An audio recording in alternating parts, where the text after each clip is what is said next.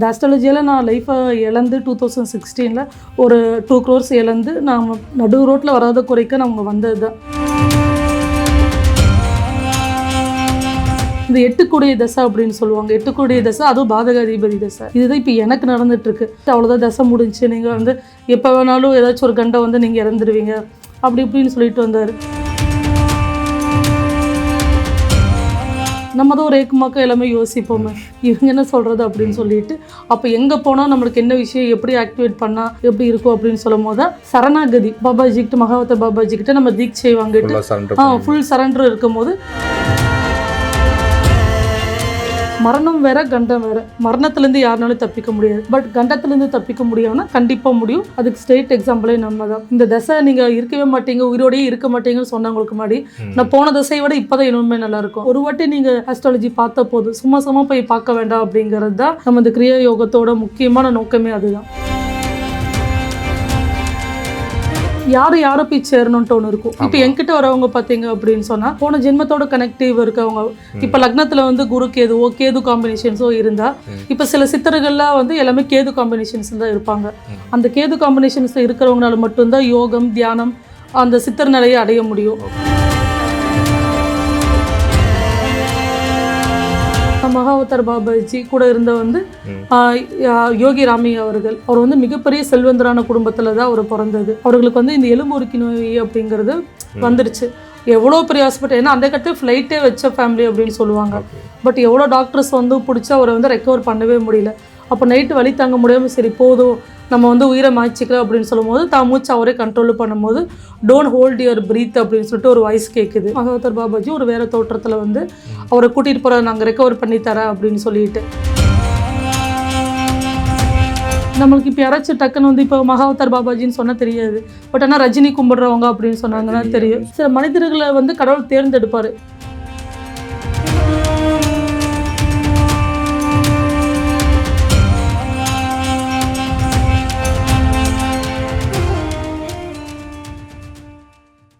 Spiritual talk சமூகர்களுக்கு வணக்கம். நான் உங்கள் வினோத் சுப்ரமணி. இன்றைய ஆன்மீக களம் நிகழ்ச்சியில் கிரியா சரண்யா மேம் நம்ம கூட இருக்காங்க.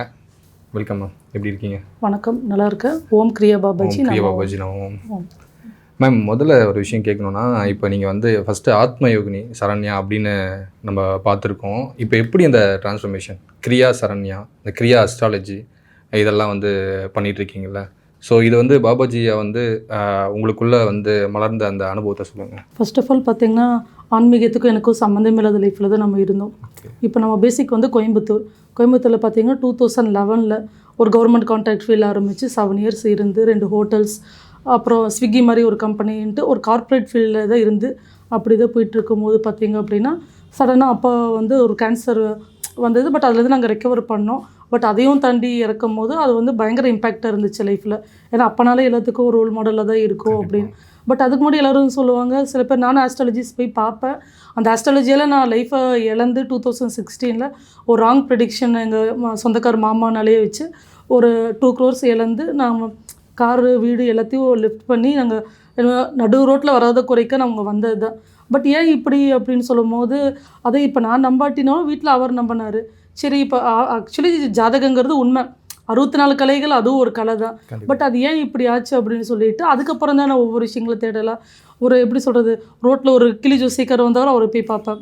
கைரக எல்லோரும் எந்த கோணத்தில் பார்க்குறாங்க.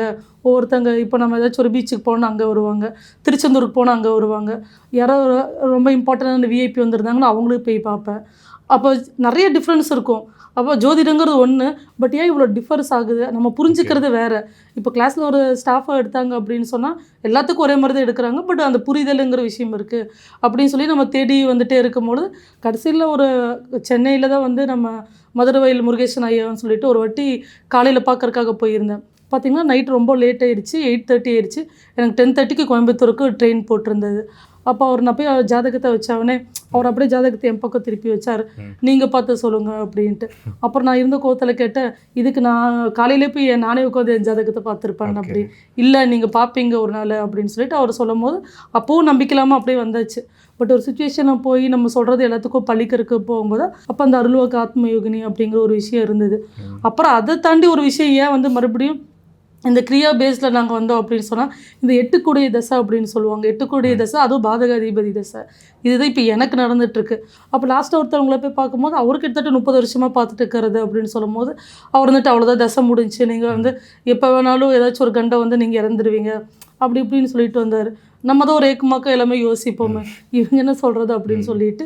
அப்போ எங்கே போனால் நம்மளுக்கு என்ன விஷயம் எப்படி ஆக்டிவேட் பண்ணால் எப்படி இருக்கும் அப்படின்னு சொல்லும் போது தான் சரணாகதி பாபாஜிக்கிட்ட, மகாவதர் பாபாஜிக்கிட்ட நம்ம தீட்சை வாங்கிட்டு ஃபுல் சரண்டர் இருக்கும்போது நம்ம கிரியா டெக்னிக்ஸ் பண்ணுவோம். அது காலையில் 16 டைம்ஸும் ஈவினிங் 16 டைம்ஸும் பண்ணும்போது ஒரு நாளைக்கு 32 வருஷத்தோட கர்மாக்களையும் அப்படின்பாங்க. இது எல்லாம் அதாவது ஆத்மாத்மான விஷயம்ட்டு ஒன்று இருக்குது. ஒன்று நம்பணும், இல்லாட்டினா நம்பக்கூடாது. இந்த ஒரு 2 விஷயம்தான். இப்போ நம்ம மகாவதார் பாபாஜி கூட இருந்த வந்து யோகி ராமையா அவர்கள், அவர் வந்து பார்த்தீங்கன்னா நாட்டுக்கோட்டை செட்டியார். அவர் வந்து மிகப்பெரிய செல்வந்தரான குடும்பத்தில் தான் அவர் பிறந்தது. இங்கே சாந்தோமில் தான் உங்கள் வீடுலாம் கூட இருந்துச்சு. பட் அவர் படித்து முடித்த கையோட பார்த்தீங்க அப்படின்னா அவர்களுக்கு வந்து இந்த எலும்பு உருக்கி நோய் அப்படிங்கிறது வந்துருச்சு. எவ்வளோ பெரிய ஹாஸ்பிட்டல், ஏன்னா அந்த கட்டத்தில் ஃப்ளைட்டே வச்ச ஃபேமிலி அப்படின்னு சொல்லுவாங்க. பட் எவ்வளோ டாக்டர்ஸ் வந்து பிடிச்சி அவரை வந்து ரெக்கவர் பண்ணவே முடியல. அப்போ நைட்டு வலி தாங்க முடியாமல் சரி போதும் நம்ம வந்து உயிரை மாய்ச்சிக்கலாம் அப்படின்னு சொல்லும்போது தான் மூச்சு அவரே கண்ட்ரோல் பண்ணும்போது டோன்ட் ஹோல்ட் யுவர் ப்ரீத் அப்படின்னு சொல்லிட்டு ஒரு வாய்ஸ் கேட்குது. அப்போ தான் வந்து ஏதோ ஒரு எங்கேயோ இருந்து அந்த சவுண்டு கேட்குது.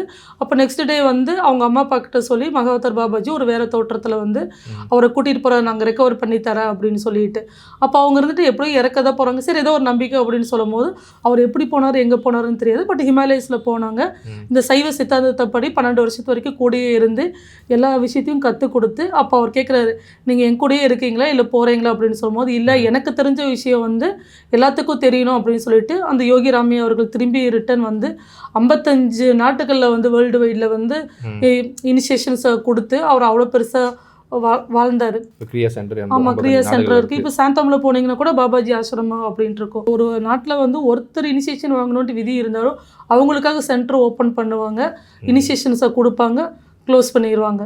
அப்படியே 55 நாட்டில் வேர்ல்டு வைடாக ஃபுல்லாக வந்து எல்லாத்துக்கும் இந்த பிரபலம் பண்ணது வந்து S.A. ரோகி ராமையா அவர்கள் தான். ஓகே, அவர்களோட வழியில தான் இப்போ நாங்களாம் இனிஷியேஷன்ஸ். அதுக்கப்புறம் ஃபைனலாக வந்து பரமஹம்ச யோகானந்தர் ஐயா அதிகமாக வந்து தெரியப்படுத்தினது. கண்டிப்பாக. ஆனால் இப்போ நம்மள மாதிரி நார்மல் பீப்புள்ஸ்க்குலாம் தெரியப்படுத்துறது வந்து பார்த்தீங்கன்னா ரஜினிகாந்த். ஆமாம், நம்மளுக்கு இப்போ யாராச்சும் டக்குன்னு வந்து இப்போ மகாவதார் பாபாஜின்னு சொன்னால் தெரியாது. பட் ஆனால் ரஜினி கும்பிடுறவங்க அப்படின்னு சொன்னாங்கன்னா தெரியும். ஆமாம், கடவுள் வந்து ஒவ்வொரு இப்போ இவர் ஸ்டீவ் ஜாப்ஸ் இருக்கார்ல, ஆப்பிள், இது அவரும் இனிஷியேட்டட் தான். கோலி அவரும் இனிஷியேட்டட் தான். இவரும் அப்படி சில மனிதர்களை வந்து கடவுள் தேர்ந்தெடுப்பார். ஏன்னா கடவுளை போய் எங்கேயும் வந்து பிரச்சாரம் பண்ணுறதோ இல்லை ஒரு விஷயத்தை நல்லது எடுத்து சொல்கிறதெல்லாம் முடியாது. ஸோ ஒரு மனிதரால் தேர்ந்தெடுக்கப்பட்டு சித்திரகுலையும் மனிதர்கள் எல்லாமே அவர் தான் தேர்ந்தெடுக்கிறது. இன்றைக்கி இனிஷியேட்டட் வாங்கணும் அப்படின்னு நம்ம நினைக்கிறதுல கிடையாது.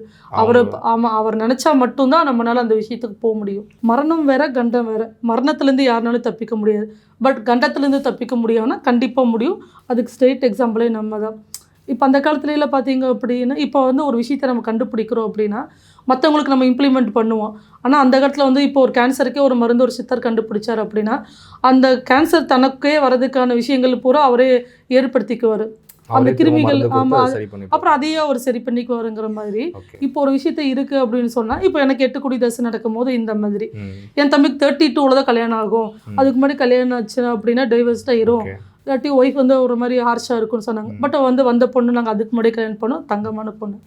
கல்யாணம் ஆனதுக்கப்புறம் பார்த்தீங்க அதுக்கப்புறம் சொன்னாங்க இது மாதிரி 3 வருஷம் இல்லாமல் குழந்தை பிறக்காது அப்படின்னாங்க.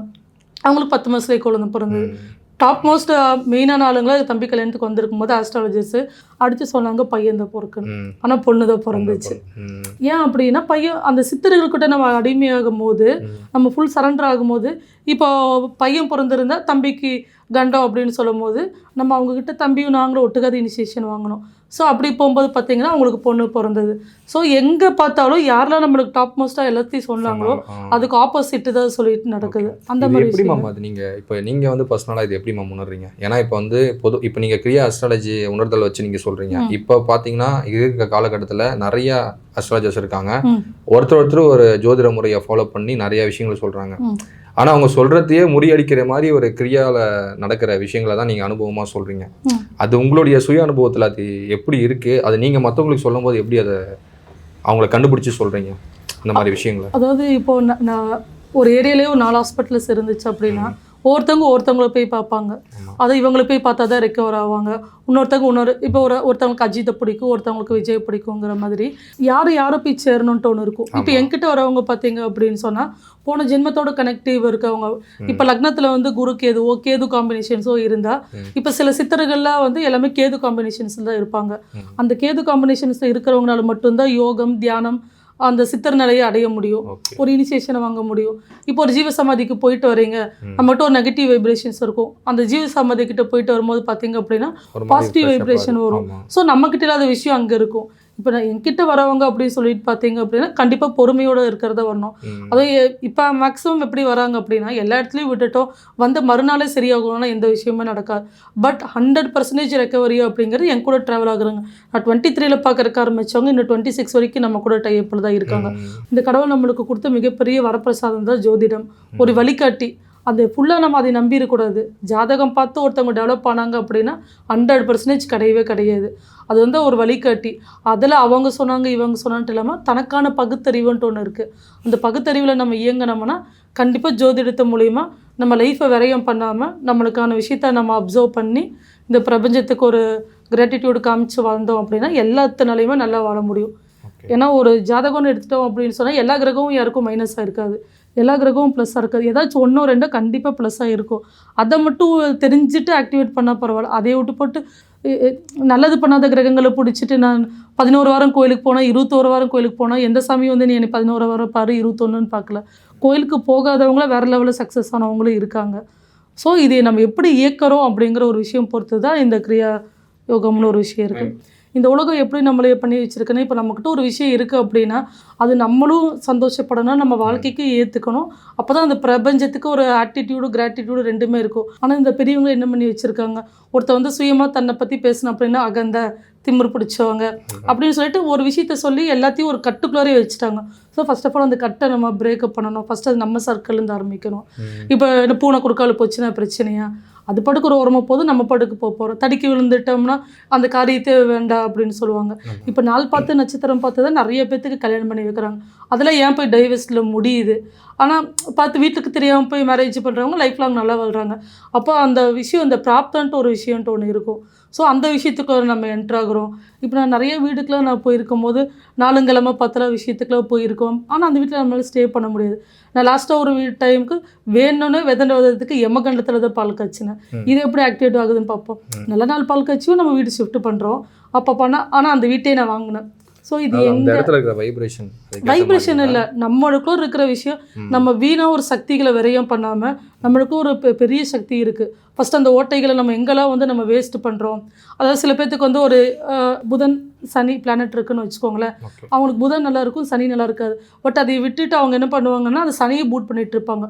ஒரு விஷயத்த ஒருத்தனால எந்திரிச்சு அதாவது காலில் புண்ணுனா எந்திரிச்சு ஓடலாம், கஷ்டப்பட்டு. காலை இல்லாட்டினா எப்படி ஓடுவீங்க? அந்த மாதிரி தான் ஒரு தப்பான பிளானட்டை பிடிச்சிட்டு அதுக்கு நான் கோயிலுக்கு போனேன், இத்தனை வருஷம் நான் போனேன் கோயிலுக்கு, பட் எனக்கு எதுவுமே நடக்கலை அப்படின்னு சொல்லுவாங்க. இப்போ ஒரு வீடே வாங்குகிறோம் அப்படின்னு சொன்னால் இப்போ ஒரு 7 வருஷம் தசை நடந்துட்டுருக்குன்னு வச்சுக்கோங்களேன். 4 வருஷத்துக்கு அப்புறம் நம்ம போய் அந்த வீட்டை வாங்கலாம் அப்படின்னு சொல்லிட்டு வாங்குவாங்க. அந்த 3 வருஷம் நல்லா இருக்கும், அதுக்கப்புறம் வர தசை வந்து அவுட்டாக இருக்கும். ஸோ எங்கெல்லாம் வந்து எப்படி ஏன் இப்போ ஒரு வீடு வாங்கினா அது ஜப்திக்கு போகுது, ஒரு கார் வாங்கினா சீஸ் ஆகுது அப்படின்னு சொன்னால் நம்ம எப்பவுமே ஃப்ரண்ட் அண்ட் பேக் தசா அப்படின்னு சொல்லிட்டு பார்க்கணும். நம்மளுக்குன்னு சொல்லிட்டு ஒரு பொட்டன்ஷியல் இருக்கும், அந்த விஷயத்தை நம்ம எடுக்கணும். அந்த பொட்டன்ஷியலான விஷயத்தை தெரிஞ்சுட்டு நம்ம அந்த ஆக்டிவேட் பண்ணும்போது இந்த பிரபஞ்சம் நம்மளுக்காக சப்போர்ட் பண்ணும். இல்லாட்டினா அந்த வீட்டில் யார் மூலிமா வாங்கலாம், இல்லாட்டி டைப் போட்டு வாங்கலாமா. மேரேஜ் நடந்துச்சு அப்படின்னா இப்போ இந்த ஒரு தசை இருக்குது 2 பேர்த்துக்கும். இப்போ வந்து ஒரு கார்த்திக் ஒரு பிரியா இருக்காங்க அப்படின்னு சொன்னால் இந்த கார்த்திக் யாரை கல்யாணம் பண்ணாலும் அந்த பிரச்சனை அவங்க அனுபவிச்சு தான் தீரணும். பிரியா யாரை கல்யாணம் பண்ணாலும் அந்த நான் உன்னை கல்யாணம் பண்ணாலும் இந்த கஷ்டம், நான் வேறு யாராச்சும் கல்யாணம் பண்ணி தான் நல்லா இருந்திருப்பேன். யாரை கல்யாணம் பண்ணாலும் அந்த பிராப்த கருமா கண்டிப்பாக அது ஆக்டிவேட் ஆகும். ஸோ அது ஒரு கவுன்சிலிங்கு. இப்போ நம்ம லைஃப் கோச்சாட்டை இது நடத்துகிறோம்.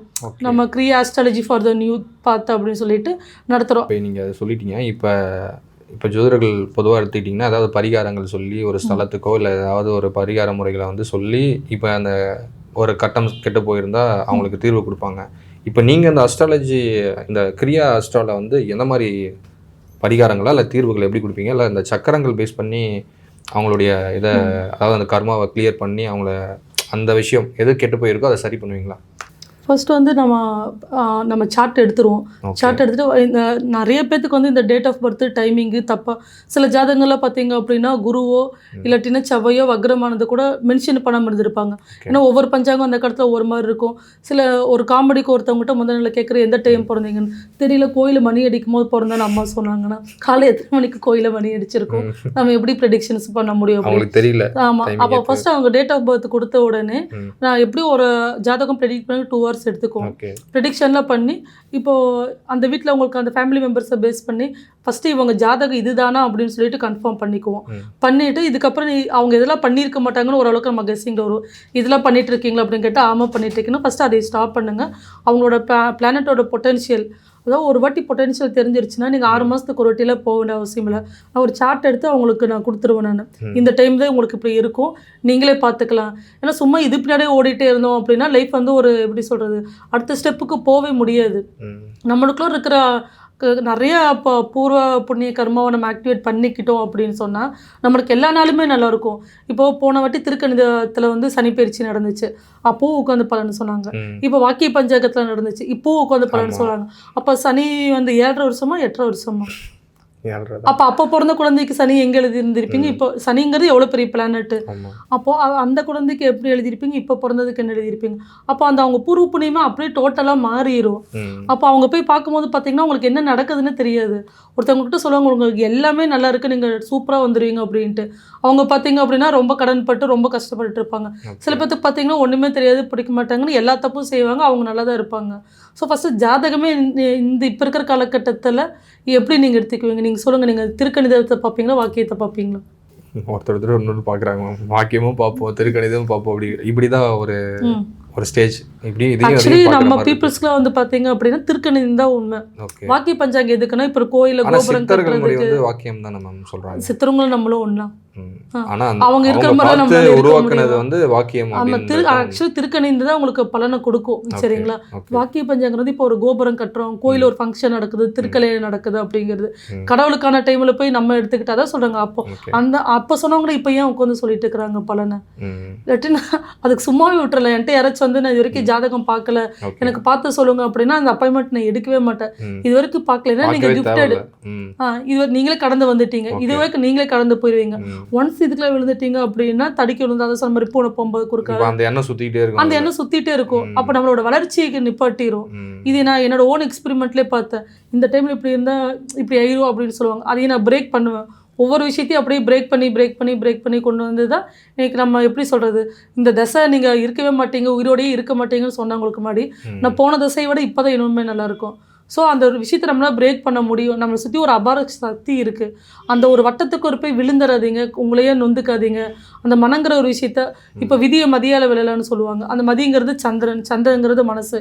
எவ்வளோ பெரிய விஷயம் இருந்தாலும் அதாவது நம்மளுக்கு மிஞ்சி இப்போ சொல்லுவாங்க சனி தசை நடந்துச்சு அப்படின்னு சொன்னால் மூஞ்சியில் மங்கு விழுந்துடும். அது நீங்கள் எந்த தசையில் நைட்டில் தூங்காமல் இருந்தாலும் மங்கு விழுகிறத செய்யும். பிளட் கெட்டு போயிடும். கெட்டு போகும்போது அந்த ஃபேஸில் வந்து சீக்கிரம் வந்து அது பிரதிபலிப்பாக இருக்கும், அந்த கழுத்தில் டார்க்ஸ் வரும். இதே நம்ம கரெக்டாக தூங்கி கரெக்டாக மணி பிளான், லைஃப் ஒரு இன்சூரன்ஸ் மணி பிளானு, அப்புறம் ஹெல்த் பிளானு, அப்புறம் நம்மளுக்கு எப்படி சொல்கிறது, நம்ம கடன் வாங்கும்போது எல்லாத்துக்கும் ஒவ்வொரு ரிஸ்க் இருக்கிற டைமில் நம்ம கரெக்டாக பிளான் பண்ணிட்டு வந்தோம்னா கரெக்டான டைம் தூங்குறது, நல்லா சாப்பிட்றது, எவ்வளோ பிரச்சனை வந்தாலும் நல்லா சாப்பிட்டு தூங்கணும் அப்படிங்கும் போதெல்லாம் ஃபேஸ்லாம் அதில் விழுகாது. அதுவும் என்னோட ஓன் எக்ஸ்பெரிமெண்ட்டில் தான். எனக்கு கிளாஸில் இருக்கும்போது அஷ்டமத்து சனி, இதே எனக்கு சம்மந்தப்பட்டவங்க நிறைய கடன் வாங்கி வச்சுட்டாங்க. அந்த டைமு நைட்டில் தூங்காமல் பார்த்தீங்கன்னா அந்த ஃபேஸில் ஆட்டோமேட்டிக்காக விழுந்துடும். ஸோ இந்த வயசானவங்க முன்னோர்களாக வந்து ஒரு விஷயத்துக்கு வரை அந்த ஒரு கட்டமைப்புக்கு வரை வச்சு என்கிட்ட ஒருத்தவங்க இருங்க எனக்கு இந்த டைம் என்னமோ சொன்னாங்களே, என்கிட்ட வந்து அஷ்டமி நான் நாளான்னைக்கு புக்கிங் பண்ணுறேன், என்கிட்ட பண்ணாதீங்கன்னு சொல்லிடுவேன். அதாவது ஆல்ரெடி உங்களுக்கு பிரச்சனை இருக்குது, இந்த அஷ்டமி நவை முடிஞ்சு அதுக்கப்புறம் ஏதாச்சும் ஒரு பார்ட்டின்னு சொல்லுவீங்க. முதல்ல இதெல்லாம் பார்க்காதீங்க. இப்போ நம்ம ஆடி மாதம் நம்மளாம் கல்யாணம் பண்ண மாட்டோம், ஆனால் பிராமின்ஸ் பண்ணுவாங்க. அப்போ அவங்களுக்கு மட்டும் அக்செப்டடா? எல்லா மாதமும் எல்லா நாளும் நல்ல நாள் தான். அதனால் நம்ம அந்த ஒரு விஷயத்துல இருந்தால் வெளியே வந்து என்ன பண்ணணும் பண்ணக்கூடாதுங்கிறத மட்டும் ஒரு வாட்டி நீங்கள் ஆஸ்ட்ராலஜி பார்த்த போது சும்மா போய் பார்க்க வேண்டாம் அப்படிங்கிறது தான் நம்ம இந்த கிரியா யோகத்தோட முக்கியமான நோக்கமே அதுதான். ஓகே, ரொம்பவே இந்த பதிவு எல்லாருக்கும் பயனுள்ளதாக இருக்கும். ரொம்ப நன்றி. ஓம் கிரியா பாபாஜி நமகம். எல்லா உயிரும் என்புற்று வாழ்க.